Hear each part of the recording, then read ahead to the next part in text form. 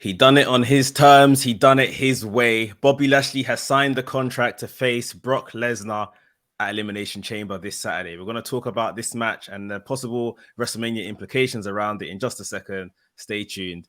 This is WrstlXtra.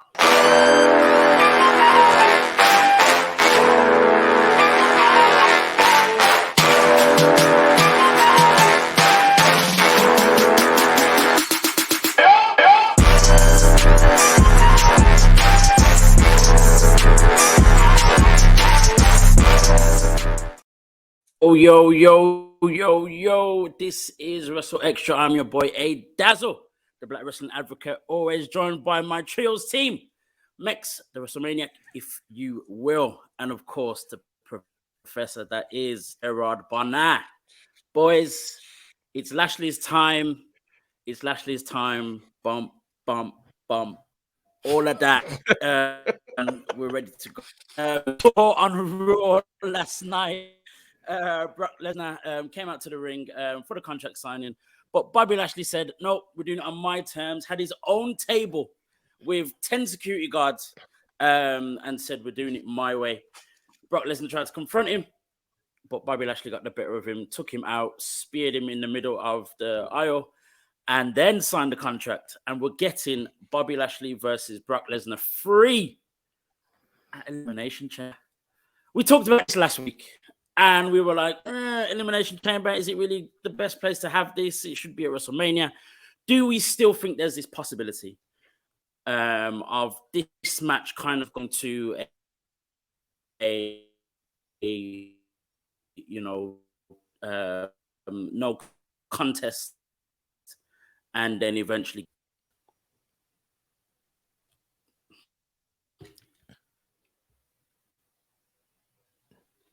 So did you say going to a no contest? It's a good.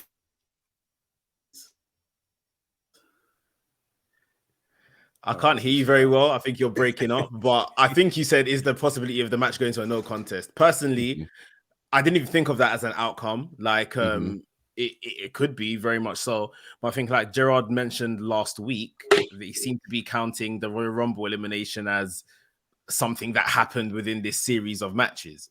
So that would kind of say, if Lesnar wins, then if that's the case, and obviously Bobby got the upper hand on Raw, that leaves Lesnar, go home show maths and all of that kind of stuff. It leaves Lesnar probably getting the win at Elimination Chamber, and then hopefully they do a fifth encounter, which is what happens at WrestleMania. But I just thought Bobby looked really, really strong and impressive in this segment. Like, I have never felt like I felt yesterday watching this, that, this is someone that he's a big deal somewhat. And, he didn't go into he didn't get lured into Lesnar's trap. I think, are they doing this to kind of heal him up a bit? Going into Elimination Chamber, which is in Canada. Bobby and what's his name, Brock, is from Canada, so maybe they're just trying to make a clear divide of who's heel, who's face here. But Bobby looks really good and he looked very dominant. I think that's the one thing, like, we always say, like, these are both MMA guys and similar backgrounds and this, but Bobby never comes off as, as strong as Lesnar does. But he really looked like, he looked great just in terms of aesthetically and the security and everything. And then, he made Lesnar look like an idiot somewhat and embarrassed him, speared him out of his boots, left him laying, got the contract, signed it, done his poses, left it. Like, I think he really, really looked like a formidable contender here. So, again, we are. I think we're yet to really have a match in this series that it's like, oh, this was one for the ages, and we're gonna go back and watch this Bobby Lashley and Brock Lesnar match. And I hope that's maybe what we get on Sunday. Whoever's that outcome, whatever the outcome's going to be. But yeah, I thought all in all, it was a really good segment and built nicely towards Saturday's match. Now, I know sometimes we get the build up of, when we get in the build ups and one person kind of comes out strong, that person that do you think that's the case, or are we going to see like this whole build up to literally Bobby Lashley coming out on top of the Beast, Brock Lesnar? It's hard to say right now.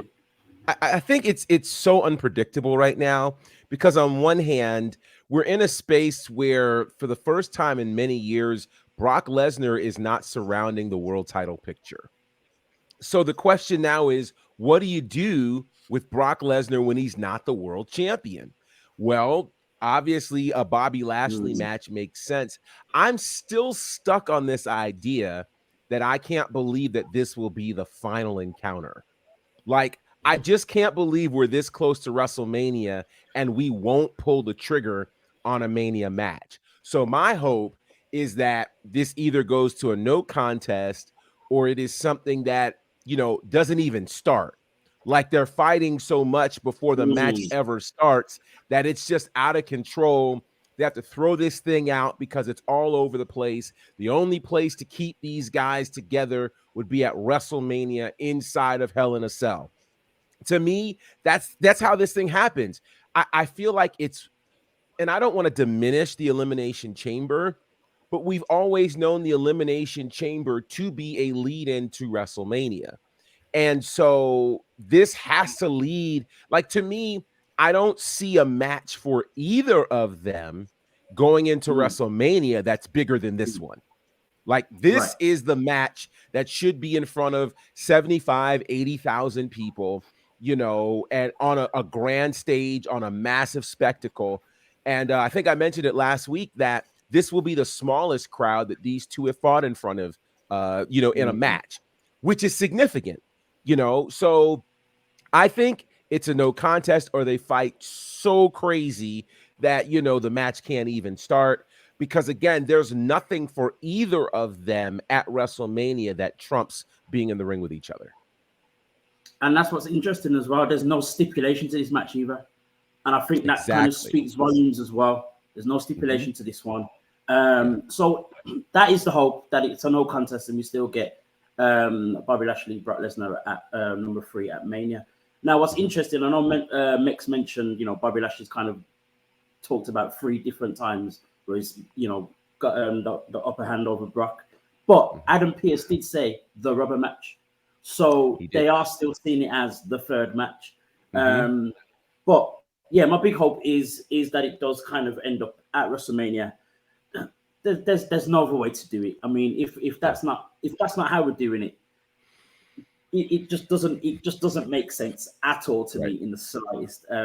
There's, as much as we mentioned last week, the likes of Gunther facing Brock possibly at Mania and stuff like that. It's not a bigger match. As great as Gunther is and the run that he's been on, he's the Intercontinental Champion. You could throw it in as an Intercontinental Championship match. It still wouldn't have the same gravitas as these two for number 3 in the Hell in a Cell or something along those lines. So it just has to happen that way for me, and I can't see any other way. Do we still think staying on the same match? Do we still think that there could still be some kind of interference or something like that from the Hurt Business?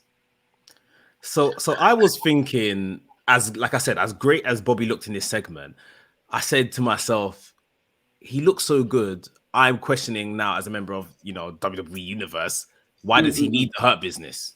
Because if he looks as good as he does now without them, provided he goes on and actually wins the match, do I need the Hurt Business or not? Because let's face it, if it's not Roman Reigns and Universal title, being the final boss, Brock Lesnar is the other final boss that WWE have created over the years. Right. So if you are able to beat Brock Lesnar, no shenanigans, no help or anything like that, I don't need a faction, surely. So it just makes me think, and I think you heard in the last couple of days that MVP has been basically trying his all to tell WWE, like, let's put the band back together, sort of thing. Which is interesting. He still wants that, and I think it's probably best place for a lot of those other guys. And to be honest, it could be best place for Lashley post WrestleMania, because we don't know what direction they're going to go in. beyond that. He beats Lesnar now. I mean, he could always be used as a contender for the world title, but whether the title changes or stays on Roman post Mania, he's not going to win it immediately. So, you know, something like the Hurt Business could be good in a way in the meantime. But yeah, I think after everything you just said, it does. I think maybe this is just pretty much just going to be a brawl. Can't contain these guys. Let's put a cell in WrestleMania and have the match there. I think that probably makes most sense with 2 Elimination Chamber matches on the night as well. Which, how long do those usually go? Maybe the best part of half an hour at least. At least. So would there be time? I mean, these guys are only gonna fight for 5 minutes anyway. But we'll see. But I think like you're saying, that WrestleMania is the destination and not so much here. I think. Bobby Lashley looking as dominant as he is, and makes, currently mentioned, saying that he probably doesn't need a faction if he gets the upper hand and beats Brock. But then post WrestleMania, when Roman Reigns probably isn't the WWE champion anymore, and Brock Lesnar certainly won't be.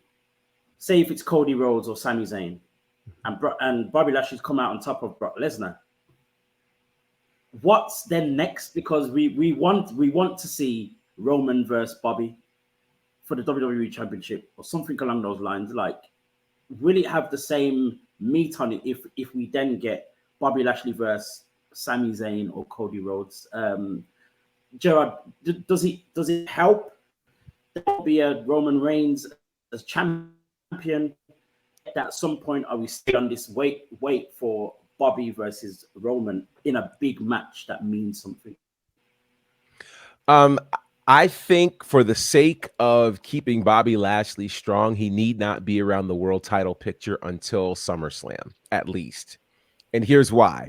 Because if he comes out and beats Lesnar and becomes the first challenger for either Cody or Sammy, there's no way that the run for either of them to the title will end in their first match as champion.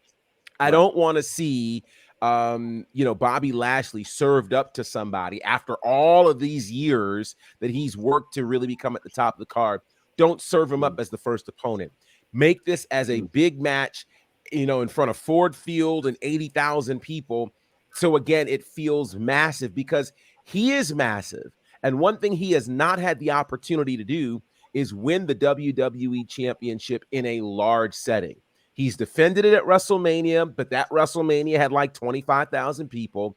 He has not had the opportunity to walk into a massive space like SummerSlam, like WrestleMania, to win the WWE Championship. I think that's a moment that he deserves. So at the very least, which in that case, I think it makes sense to put the Hurt Business together because that gives him something to do, allows them to be dominant, for 4 or 5 months before we get over to SummerSlam, and causes there to be an even greater build for him as champion now that he's got backing. As dominant as he was, now he's got backing, et cetera, et cetera, et cetera. But do not serve him up to Cody, Sammy, or even Roman right after WrestleMania.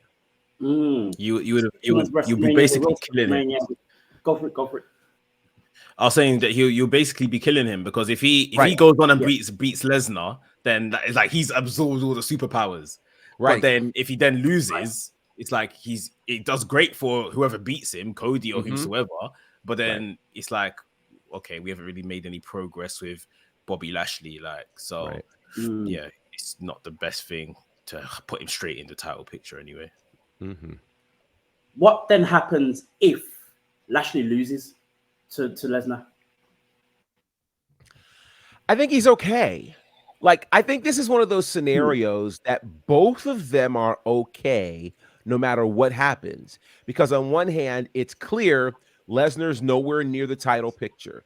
So even if and quite frankly, remember, Lesnar was knocked out of the Royal Rumble in 3 minutes time, right? And nobody views Lesnar any less. Lesnar had a horrible showing against Bobby Lashley at Crown Jewel. And when he shows up, he's still Brock Lesnar. So I think he's not going to lose anything, whether he wins or loses. Honestly, the way that Lashley has been built up, he's not going to lose anything. Think about this. Lashley lost by pinfall to, of all people, Austin Theory, thanks to Brock Lesnar. And we still didn't view him as any less, right? You know, so there have been enough things that have happened to both of them where who they are seems to be cemented right now as major players. So if two major players fight, you know, and one of them wins, one of them loses at WrestleMania, it's going to be based on what happens to them after that that makes us determine, okay, are you on a downward spiral or was this just a blip in the radar? That could be the point of when Hurt Business come back together, because exactly now I need you guys. Like I need my crutch back, basically. So exactly, for sure. Okay, so moving on a little bit, we're keeping on the road to WrestleMania Elimination Chamber. We saw again on Raw last night. Bianca Belair was involved in a triple threat match between Becky Lynch and Bayley. To determine if Bayley or Becky won, they would be the seventh female to enter the Elimination Chamber to determine Bianca Belair's opponent for WrestleMania. Bianca Belair came out as the winner, which was amazing. I don't think I expected that at all. I didn't. Yeah. Did not expect that in the slightest. All the other ladies involved in the Elimination Chamber kind of got involved in some way, somehow, on the outside and in the ring and all the rest of it. What does this do for Bianca Belair? But then the next question, and the most important question, is who is going to be Bianca's opponent, or who's going to win this Elimination Chamber match? I'll go to Mex for the first question. What does it do for Bianca? Does it enhance her? Do we have to do more to enhance Bianca Belair? Are we at the top of this, the mountain when it comes to Bianca? Like what's going on? Yeah, it is a very, you know, they had this triple threat match. She's fighting champion, all of that stuff against two women at the top of the division in terms of names in that division. And she's just beat them. And it's like, you know, what does she gain from this? Or I don't know. Like, I really don't know. Like, again, there's the usual stuff. It's no kind of crisis of confidence or anything. She's obviously, it's a triple threat match. Other people got involved, this, that, and the other. But like, she has absolutely just steamrolled this division. She's literally right. Like, she might as well go to LA now and just be sitting back in her chair waiting for whoever's going to walk through the door, because I don't know if she needs to be on Raw until WrestleMania. Like, it's a very kind of interesting scenario. Makes me think as well, whoever it is that walks out of the chamber as the winner, you know, can they hold a candle to her? Do they have any chance at all? And again, it just makes me think, well, you know, Rhea Ripley was there, and they've made Rhea Ripley, who was probably the most, in terms of booking, the most formidable opponent for her. And you know, as far as I'm concerned, Rhea Ripley's chosen Charlotte to highlight Charlotte more than Rhea Ripley and stuff. There's a story there, of course, but you know, if they go and stick the Women's Royal Rumble winner in the main event, as I think they should, because they've got two nights, they're giving Charlotte a main event ultimately.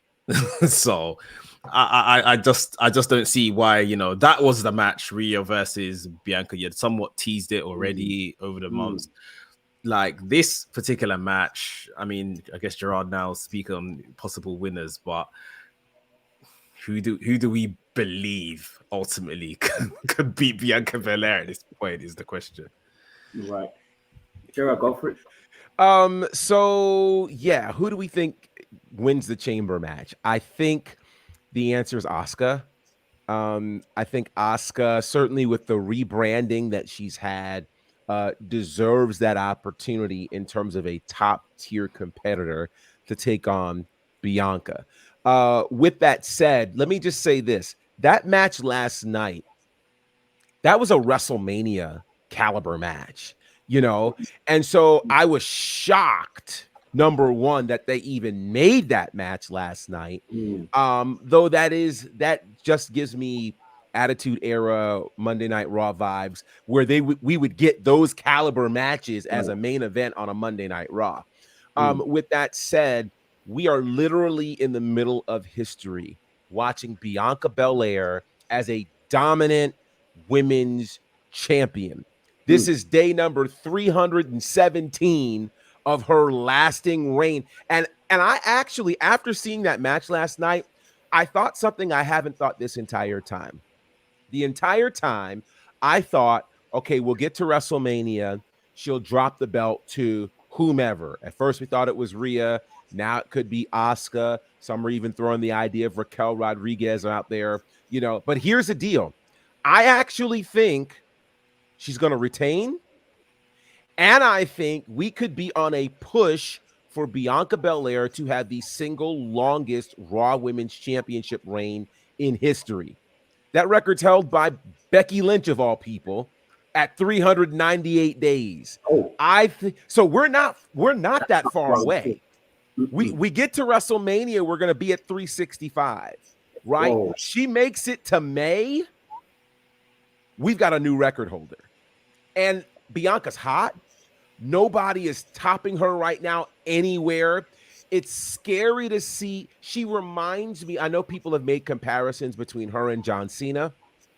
I kind of liken this to Cena's 2006, 2007, 2008 run, where he was having incredible matches. And we were going, oh, I didn't know you were this good.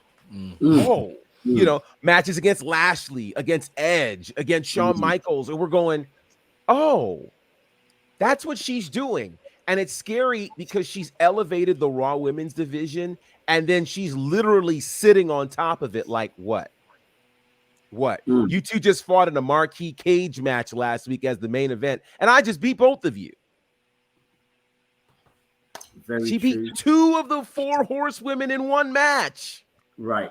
do you think because obviously my exact thinking is that for Roman, that they're so close to a modern day 1,000-day reign that Roman maybe retains at WrestleMania, possibly he might. And then do you think they would necessarily be doing the same with Bianca in that case? It wouldn't surprise me. It wouldn't surprise Probably me. not so many days, but definitely something, as Gerard said, that would be a marquee big record and all the rest of it. That would be amazing. And to be fair, based on the fact that it's not Becky, it's not Bailey, and it's not Rhea Ripley, there's a massive chance for me now that she's going to retain at Mania. For me, the only person who's possibly beat her, where we think there's a possibility, is Asuka. There's no one else at all. Not a Liv Morgan, especially not a Natalia, Raquel Rodriguez, whoever else is in this match. No, none of them make me think, oh, they should, or they're good enough, or let's put them on the come up, or whatever else. I don't see it happening. But it would be very interesting. What's crazy is when Bianca first came out during that whole thing, before they actually made the match, I thought she was going to come out and say, right, you two back of the line, because I've beaten Bailey 2-3 times. I beat Becky last year, blah, blah, blah. That's what I thought was going to happen. Yeah. But it didn't. But yet she kind of did that in the match in terms of obviously beating them. So again, that's another reason to make me think this reign's going to last a little bit longer.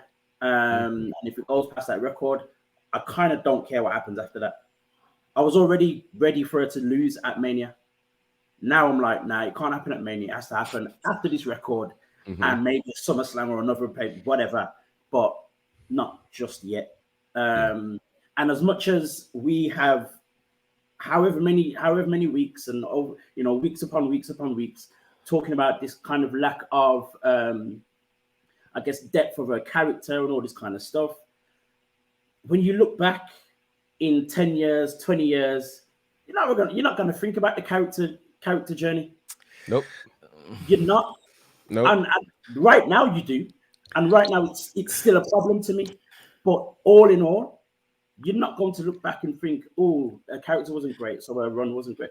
If it's so many days with the opponents that she's actually had. You're right. You're definitely right, because when we look at history, we're just looking at things like numbers and all of that kind of stats. So this is something that's a bit immeasurable in regards to her character. But if Asuka walks out the chamber as the winner, you cannot tell me she cannot sell Asuka on the way to Mania. She will sell in Alexa Bliss and nonsense. You see what I mean? Like to a certain degree, she needs to be terrified. even if she's going to win at WrestleMania, she needs to be terrified going into that match, especially with how Asuka's been moving. Like, this has to be like, yo, I don't know if I can actually do this sort of thing. Like, this woman's mad. Like, Asuka was beating up her tag team partners on last night. She didn't need them. She was beating up people on her team. So yeah, there needs to be a level of just something there from Bianca, I reckon. I think for that to happen, Asuka is going to have to spit the mist in her face. Like, Asuka's gonna have to go on the full-on offensive. Because here's the thing: why should she be scared of Asuka if you just beat Becky and Bayley in the same match? Right? So I think there's not a confidence issue. I think Asuka's gonna have to really step up and show, hey, you need to fear me. Hey, remember, my 500 and some odd day reign as the NXT Women's Champion. Remember, I was undefeated for this long. Like, she has to bring that back so that Bianca can go, oh, okay, yeah, I should be afraid of you. Because right now, Bianca's Serena Williams right now. Like, nobody's touching her. Do you know what I mean? Like, nobody is touching her. Right. Nobody's close. So she has no reason to be upset. She has no reason. I mean, you vanquished all of these people at the top of their game. So yeah, matter of fact, if she doesn't walk in confident, I'm going to have questions. This is the time that she needs to be super confident. This is because you've beaten everybody. There's nobody right now on the Raw roster that she has not beaten. She's beaten them all. So I think definitely Asuka's going to have to step it up, because it's not Bianca chasing Asuka. It's Asuka chasing Bianca. And God forbid somebody else comes out of that chamber. Like, please don't send us Carmella. We watched that ad nauseum for the SmackDown Championship, right? Raquel Rodriguez does not belong in the ring with Bianca Belair. What I like about this conundrum we have is it's not like Bianca is the lesser champion right now. Like, Bianca really has elevated to whatever level people think Charlotte's at. Bianca is there, and you could argue Bianca's past there, because Charlotte, what have you done for me lately, has been gone for most of the last year. While Charlotte was gone, Bianca's killing. So yeah, Asuka's got to come with it.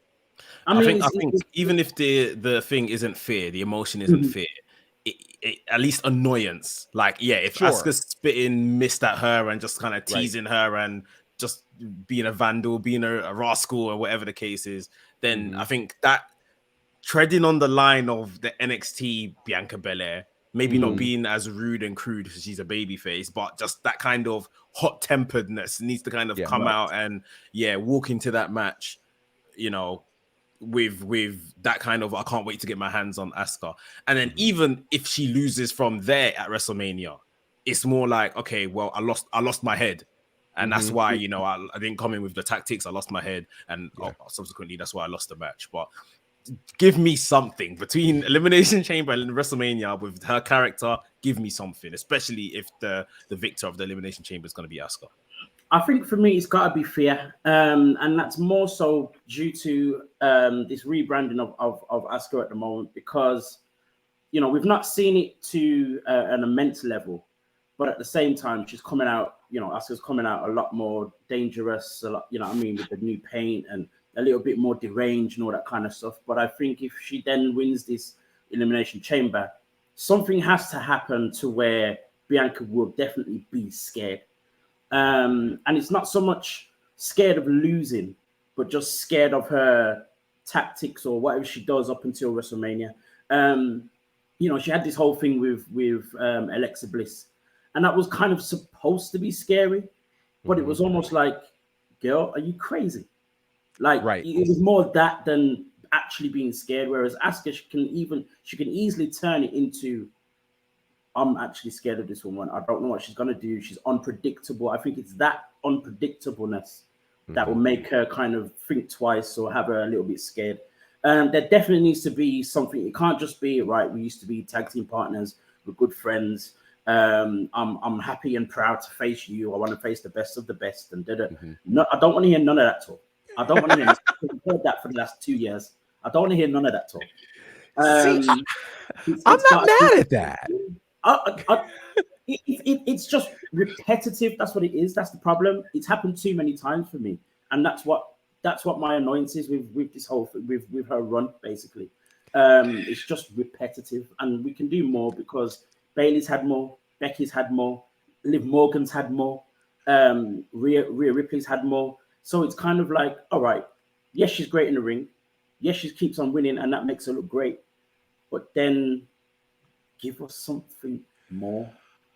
So to that end, I think, and here's where fun meter turned up right now, because here's what's about to happen. I think this is the real challenge and juxtaposition of being a Black woman at the top of pro wrestling. You always have to think, okay, am I being angry Black woman right now? And I think she's worked extra hard to not be that, you know, when I think many would think she should be. So I think there's a real challenge there.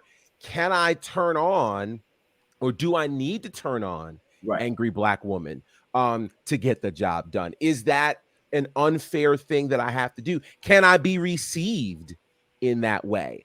And that's unfortunately something that we end up having to think about that other folks don't.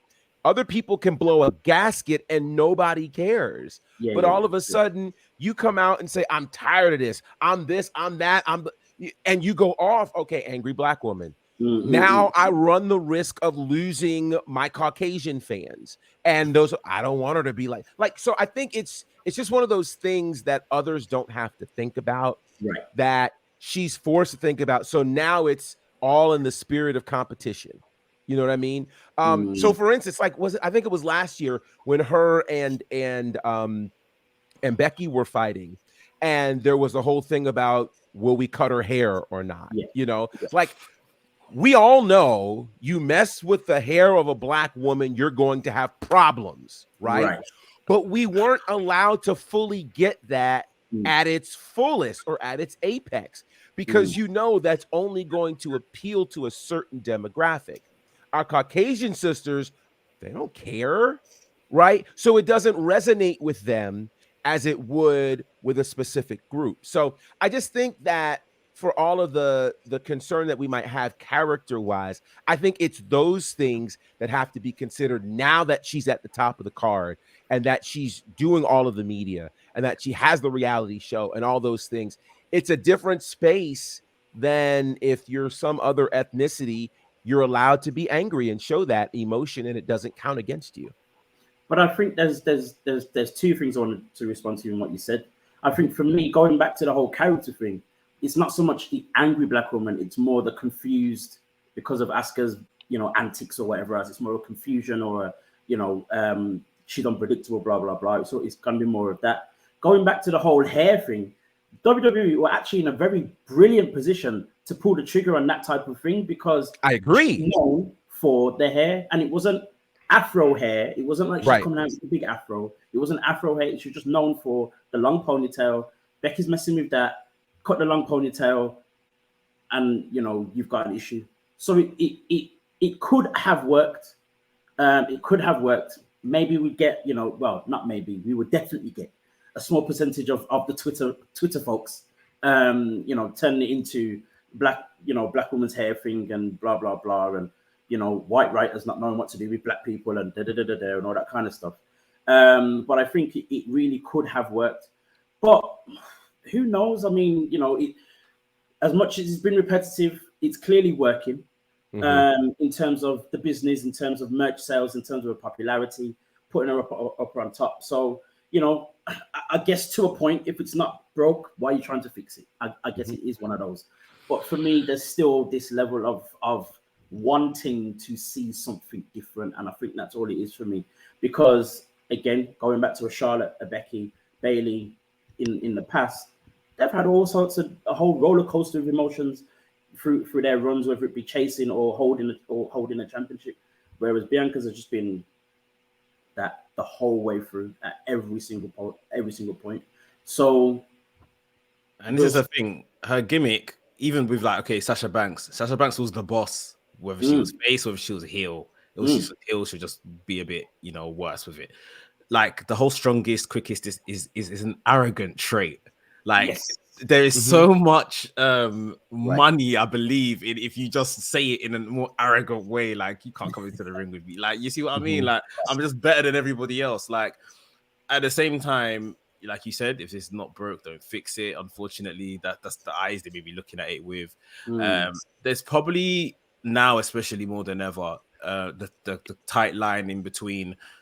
Would she start looking like WWE's Jade Cargill if we turn her heel as well? Because we've seen her heel, but it was in NXT where there was no TV necessarily at the time, and it was just underground. But now where, it's loud and direct, and Bianca is loud and direct, and, the number one woman in this division. Yeah. The similarities, they say all black people look the same anyway. Like, they won't be very fast from saying that Jade Cargill and Bianca Belair is the same person. They do the same thing. So maybe that's another thing that's in their psyche that they're trying to avoid. And you've got to say as well, like, Bianca over the last few months has looked phenomenal. Physique, obviously the whole, the bodybuilding thing as well, but she's still got that same physique. You can see all these similarities to Jade Cargill. So some of these not very clever folk will just see the same person. Probably think it's the same person, both holding belts as well. But yeah, we've got that conundrum. Keeping with the talk of black female champions in wrestling. Gerard, I'm gonna come to you. It is Black History Month in the US. You've got something special for us. Take it away. Absolutely. So as we look at the amazing nature of a Bianca Belair, 317 days and counting as your Raw Women's Champion, that doesn't happen without other trailblazers who really took some hits and really paved a way and a path for a Bianca Belair. So today we're going to focus on 3 former African-American women's champions who really did some incredible things in our sport. We'll start with Jacqueline Moore. She was known as Miss Jackie, Jacqueline, and a few other names, quite frankly. She really started things being known as Sweet Georgia Brown, right? So she was starting in that particular space, and she was trained by a guy named Skandor Akbar. Now, if you're unfamiliar with him, you got to kind of go back to the world-class days and see this guy was a manager of champions. Kind of how Captain Lou was a manager of tag team champions, this guy was a manager of champions. And so for her to be trained by him is a really big deal. She spent some time working in Japan, doing some things there. Certainly in the States, she got really, really popular being part of the United States Wrestling Association, the USWA, which was kind of where World Class evolved to. They were located primarily in Memphis, and then she was known as Miss Texas. And so there is where she started doing, again, some history-making things. She was the first ever USWA Women's Champion. And she would end up fighting people like Luna Vachon, which was crazy. And she became the first female inducted into the PWI 500, which is crazy when you think about that. And this was in the early 90s. Yeah, on top of that, right now it's super popular to have the intergender matches. Well, she was doing that before it was popular.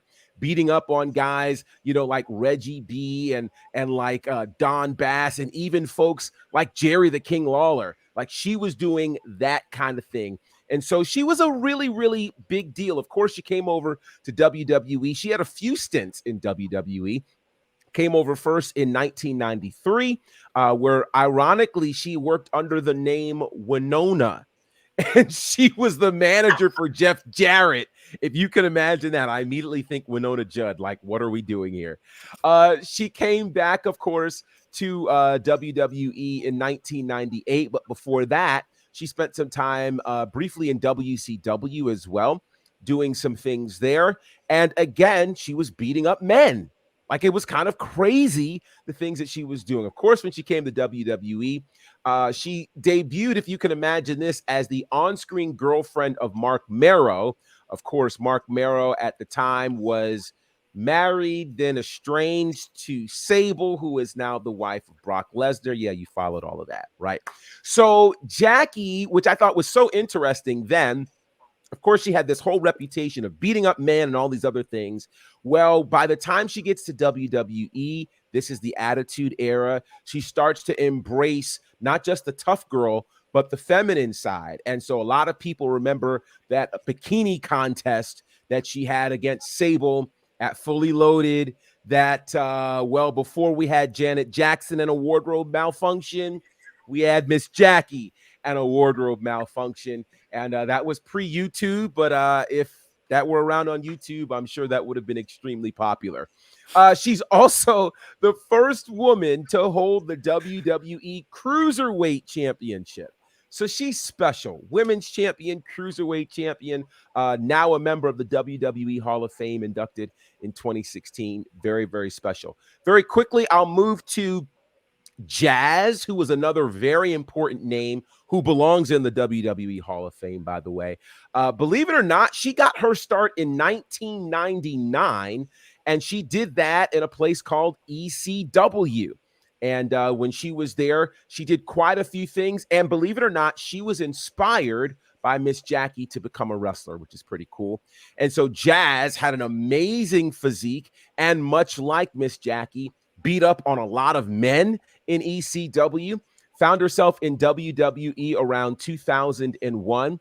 In 2002, she became the women's champion, and she holds a very unique distinction because she defeated Trish Stratus to become the women's champion. And at WrestleMania 18, she actually defended the women's championship successfully against Lita and Trish Stratus, two of the best in the day, becoming the first African-American female to be a champion to defend at WrestleMania successfully. So that's absolutely huge. She would go on to become one of the longest reigning NWA women's champions with a reign of over 900 days. Like, she was just insane. Participated in a lot of spaces in the wrestling world, and ended up ending her career in Impact Wrestling just a couple of years ago with a big retirement match. She's done some great things. Last but not least, speaking of Impact, we have to talk about Awesome Kong. Went by a few names in her career, but Awesome Kong really just changed the game. And I think as we start talking about the women's revolution, she helped to usher that in over at Impact Wrestling. Her matches, of course, were insane. She had some great, great moments where she won that championship, defeating Gail Kim, and just, again, being involved in so many massive moments. What was so unique about Awesome Kong is we had not at that point seen a dominant African-American female woman who was physically dominant. You know, obviously you had the body type for Jacqueline and Jazz, who were built very similarly. Short, very muscular, very powerful. But when you saw Awesome Kong, you were immediately scared. And she dominated over at TNA. Just incredible. Did some work in Japan, did some work with the gorgeous ladies of wrestling, of course, and made a brief stint in WWE as Karma. We all kind of thought she would have that same kind of run, but then she got pregnant, and we never really saw her in WWE again. But her impact certainly made a massive difference. We don't get a Nia Jax. We don't get some of these other incredible competitors without an Awesome Kong. So today we shine the light on Miss Jacqueline, Jazz, and Awesome Kong, three amazing female world champions. Phenomenal. And to go back to Jazz a little bit as well, you mentioned the unique record that she holds over Lita and Trish Stratus at WrestleMania 18. Yes. And literally just after that, the other unique part of Jazz's run was that I think it was like the next day, if not, the Monday on Raw, WWF changed to WWE. So she actually she was the last WWF Women's Champion and the first WWE Women's Champion as well. How about that? That's another thing to put out there, because that was phenomenal. Absolutely. And even with Karma as well, I think there was something that she did. She was the first Was she the first black female to enter a Royal Rumble or something like that? I think you're actually right. Yeah, she was.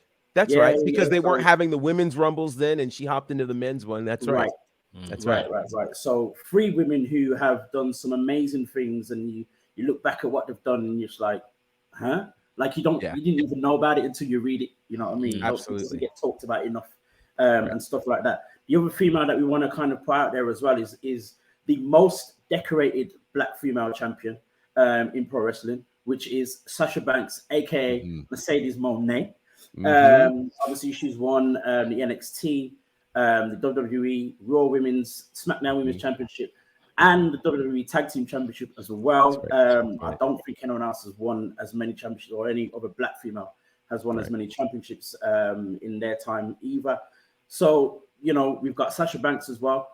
The difference is with Sasha Banks or Mercedes Moné compared to the Lashley, she's still very much active right Very now. much. And in a few days, I think it's at the end of this week, going to get, I think it's called Battle in the Valley. That's right.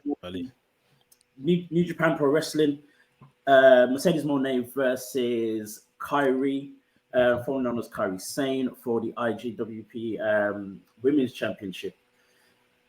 Now, we already know Mercedes made her return to the ring or to the wrestling space at the early part of this year at Wrestle Kingdom.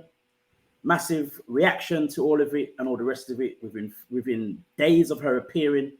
That show was sold out with only her and Kairi's match on the card at the time. You know, so many eyes on what's going on at the moment with her. Guys, how do you feel about this match going into it? We've got this, you know, this whole big craze, all eyes on Mercedes right now. Do you think the match itself is going to live up to the hype? Mex, I will come to you first. I saw that small time. I think this match is going to be phenomenal. Like, I really do think this match is going to be phenomenal. Kairi Sane, I don't know why I kind of took to her so much when she came to NXT originally. I went back and watched a lot of her old Stardom stuff. And we saw glimpses of that excellence when allowed in WWE over that NXT championship run that she had. Unfortunately, she departed. She went back to Japan, and she literally has been cooking in Japan since. Hence why, you know, being the biggest star again, foreign star, especially in Stardom, they didn't hesitate to put the belt on her there. Then obviously New Japan committed to doing what they're doing now with the women's division. They put the belt on her. Like, they've now, unfortunately for Kairi, come across a bigger star. And we know she's been training. She's been in and out of these dojos before she left WWE, trying to kind of learn new styles, learn new things. We saw that her finisher move has most likely changed, although I'm sure it'll be executed with a lot more understanding this time between her and Kairi.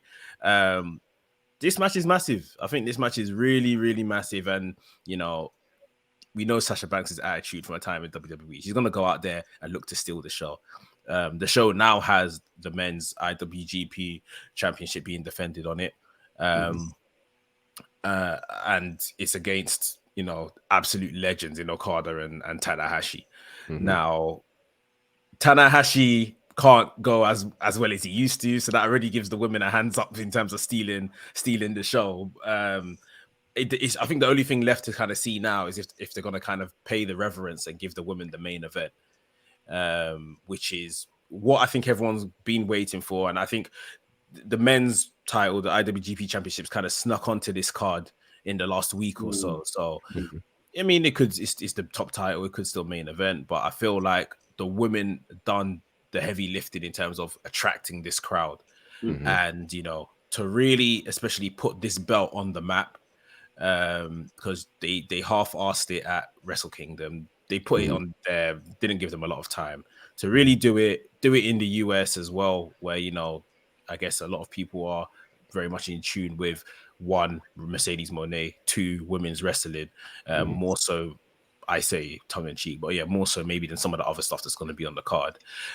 This is the perfect chance to give them this scene and see, you know, are they gonna, is Sasha Banks, is Mercedes Moné the draw that they think she is, and can put on the level of matches that some of those other women that she's always be compared to now, because, as long as they're Japanese, the Stardom women will always say, oh, they're the best in the world. They're the best in the world. So Sasha Banks has to basically show now, Mercedes Moné has to show that she can sit with them. She can sit at this table, if not be the head of the table. So, yeah, they're going to go all out. I'm expecting an absolute barn burner of a match. And I expect Mercedes Moné to be the champion come the end of it. For me, I think that's for sure. It would be an absolute waste of a time if it wasn't the result at the end of that show. But given that Mercedes sold out the show, it was just her and Kairi's match announced. Everyone knows that she's the star attraction for this whole event. But you've got this whole thing where New Japan are only recently just involving women in their shows. IWGP was only introduced late last year. Obviously, Kairi being the first ever champion.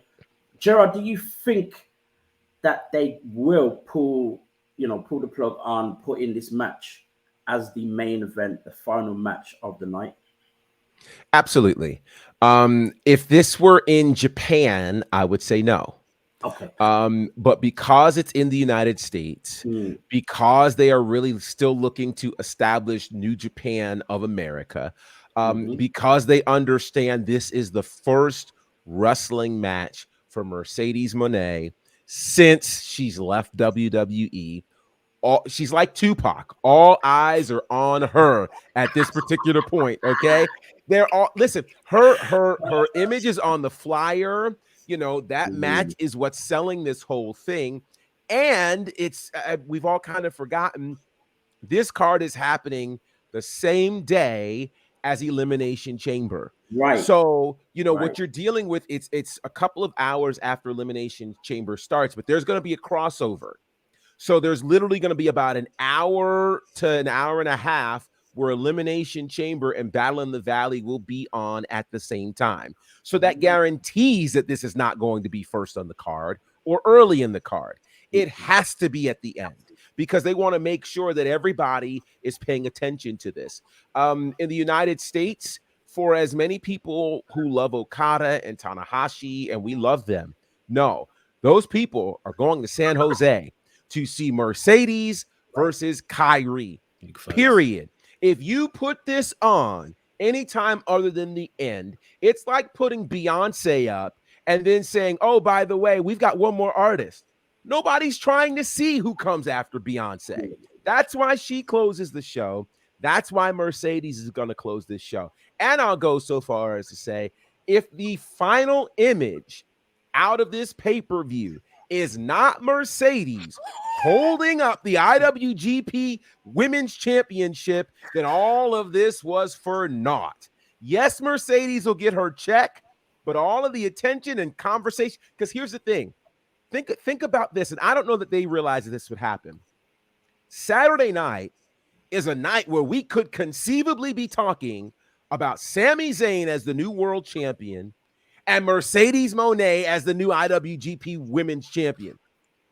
It's very conceivable that that could happen. And so no matter what they do, what WWE does in Montreal, New Japan wants everybody talking about them. So the only way to do that is to have Mercedes walk out as champion. So are they going to put on a show?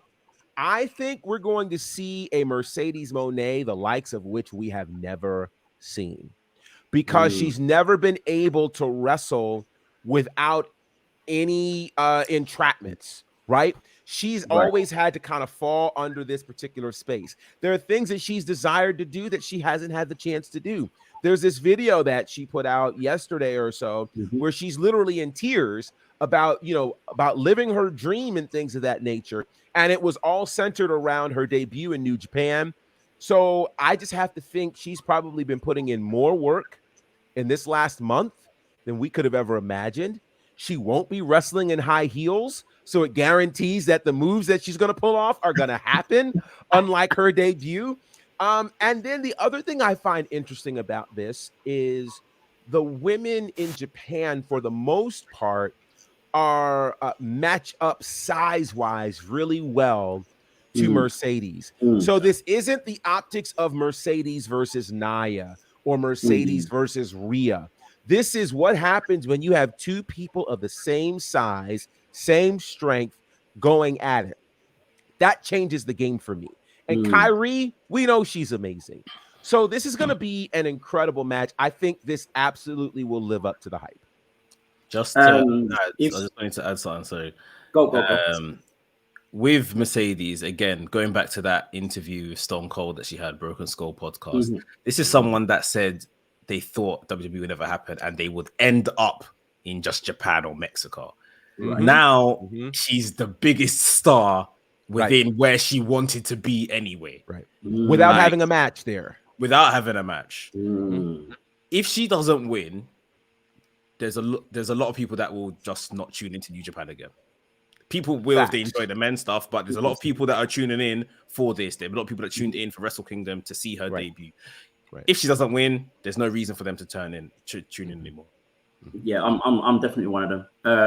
I'm here to see what happens with Mercedes, and that's it. I was gonna say, like, if we see this whole thing of Sammy beating Roman in some way somehow, even though he doesn't think he can. But anyway, and Mercedes holding up that IWGP Women's Championship, Twitter's gonna break. It's as simple as that. And the joke is, you know what? Even if both of them don't happen, like if Mercedes doesn't win, or if Sammy doesn't win, Twitter's gonna break. For a different reason, for the opposite reason. So I'm very excited to see what happens on Saturday. Both Elimination Chamber and Battle in the Valley. I think Elimination Chamber's card is nice. I've looked at that card and I'm like, yo, this actually looks good. And I think it's been a while since I've actually looked at the full card and thought, I'm definitely watching this. Usually when I'm watching, WWE, it's just to make sure I'm keeping up with what's going on. This time I'm kind of like, I really want to see what happens here. So it's going to be very interesting Saturdays. Or Twitter's going to be interesting on Saturday, should I say, very specifically. Oh, yes. I'm going to try and stay up and see what happens. I mean, we've got Elimination Chamber on Saturday as well, and we've got Montez Ford in this Elimination Chamber match for the US Championship. We asked the question last week. We kind of got an answer. Has anything changed at all, or who do we think is the real winner, or who's going to come out as the US champion? Does Austin Theory retain? You've got Bronson Reed in there. You've got from the Ministry of Darkness. What the Ministry of Darkness. Ministry of Darkness. Wow. You've got Seth Rollins. You've got all these people here. Who's coming out as the United States? It's Midian.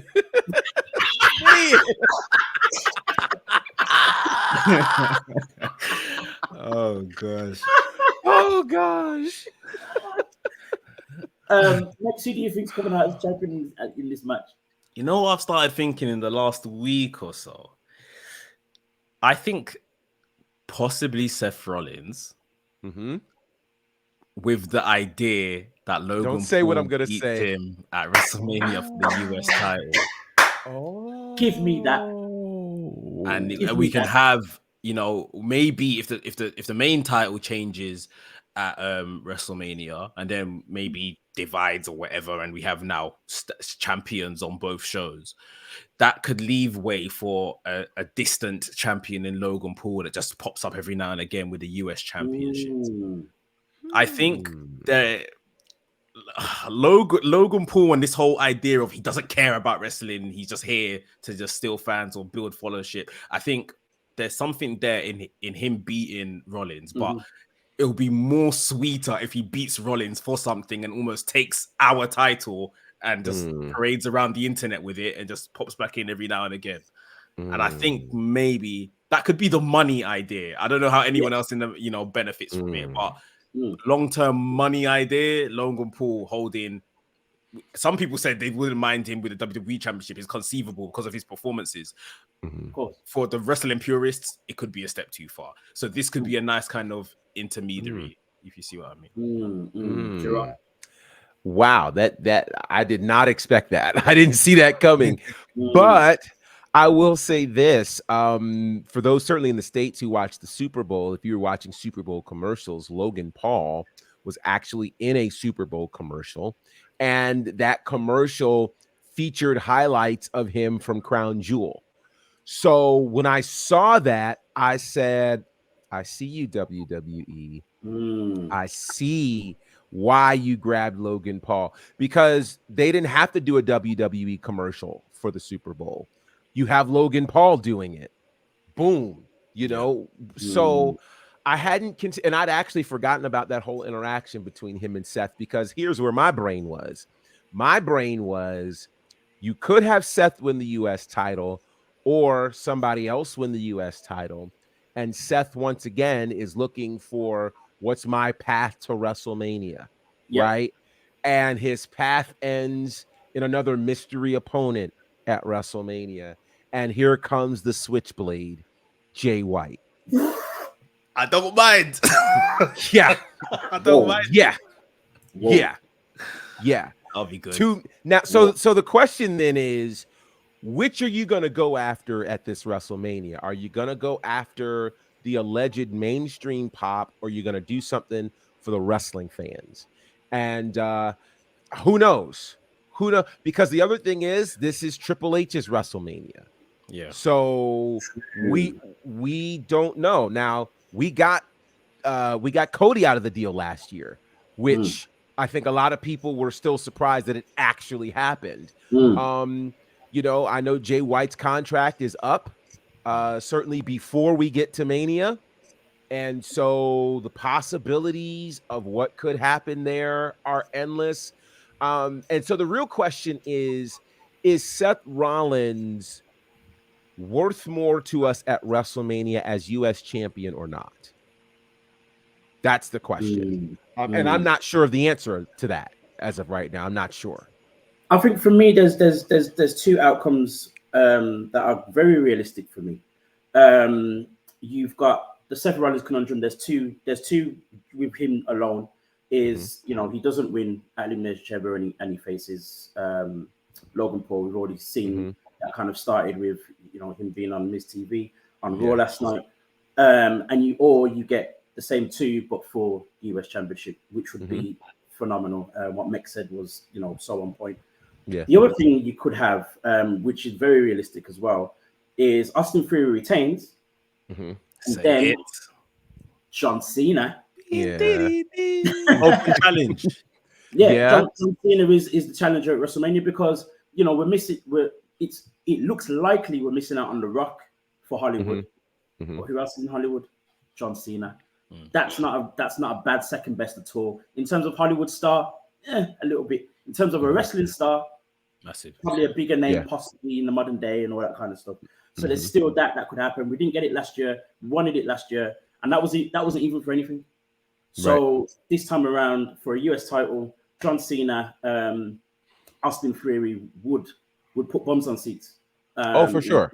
So I think, again, Elimination Chamber is looking very interesting. To see anyone else come out with the championship, I think it's probably a little too close to Mania for that title to change, or for it to be Seth Rollins or Austin Theory to come out. If Bronson Reed wins it, or if anyone, I think it's a little too close to Mania for that to happen. None of them are big enough stars to kind of, you know, put that on the Mania card as the United States champion. If anyone else wins it, like Rollins and Austin Theory, in my opinion, will still get like their singles match at WrestleMania. Totally. Probably against the same opponents we're still mentioning. Stuff. And I think what they'll do is, if they give it to someone else, they put it in a ladder match at WrestleMania and bring in someone else, have a US title ladder match. That makes sense. But I like that. I think it's definitely either Rollins and Theory are the main candidates, and everyone else, we'll see how they go. But and Montez Ford probably has like about 12% chance. Frog splash off the top of the pod. That's what we're waiting for. That's going to happen. That needs to happen. That's going to happen. That has to happen. On that note, guys, our big splash is now over, and our time is up. Segue. WrestleXtra, you've been watching on the WrestleMania UK YouTube channel. Don't forget to like, subscribe, and click that notification bell to make sure you check out every time Mix is out there with his reactions and his opinions on all things wrestling, WWE, AEW, and every other couple of things every now and again. You can follow him on WrestleManiac.uk on Instagram, WrestleManiac UK on Twitter. You can follow this guy, the Professor, Gerard Bonner, on the Faction Show, Bonafide on Twitter, Instagram, and everywhere else he is. Southern Honor Wrestling, Fight TV, WWT Live. Yeah. I can't remember the rest of them. You can follow me, A Dazzle, the Black Wrestling Alliance on Instagram, BWA Dazzle on Twitter. Guys, this has been our time. It has been great, but we are out of here. See you later. See you in the next one.